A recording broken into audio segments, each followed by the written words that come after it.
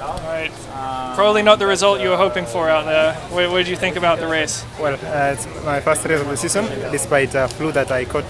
I mean, coming here and having this kind of flu and taking antibiotics.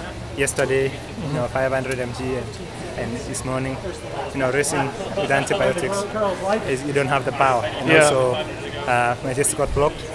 Yeah, because I had flu. Okay. Yeah.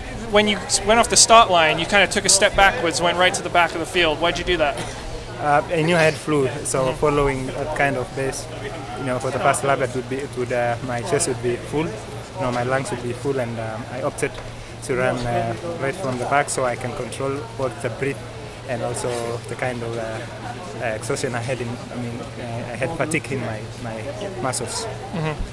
How do you feel about your fitness right now? At the moment, I'm yet to pick well.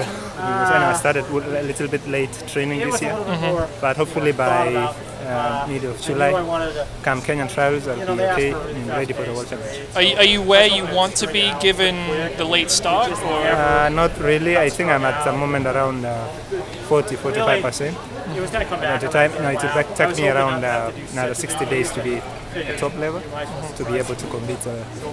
Everyone at Let'sRun.com wants to know about Asbel Kiprop and the steeplechase. Did you run one last week? Why did you do it? I opted to do a little bit, for training. I haven't done a lot of workouts since I ran in Uganda with the World Cross Country, and but I'm coming back.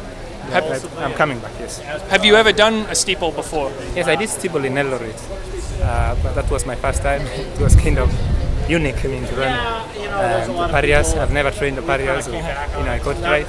But I think I did it for fun. It's about experiencing every kind of bit of barriers. Yeah, and you dropped out at 2K, is that right? Yes, I dropped out at 2K. Do you think it's something you'll do more in the future? No. I just wanted to have the feeling. I hadn't ever tried to run a steeple before. It's Kenyan affair. I wanted to feel it. Your agents, the Rosas, they had another athlete earlier this year test positive, Jemima Sumgong. Do you still stand by them? Do you have faith in them? Does that concern you at all? This thing, it happened when the case of Rita Shepton, right before Olympic Games, it appeared. And because I knew that Rosas, having worked with them since 2008, they've never introduced me or given me any drugs. So I stood with them because of what I know. See, I stand with them because of what I know. They have never, even asked me to take something. So why should I, run out of them when I know they don't do it? Yeah. So the Sumgong thing doesn't change your mind about anything? No, it doesn't change my mind because I think this is about the athlete himself or herself.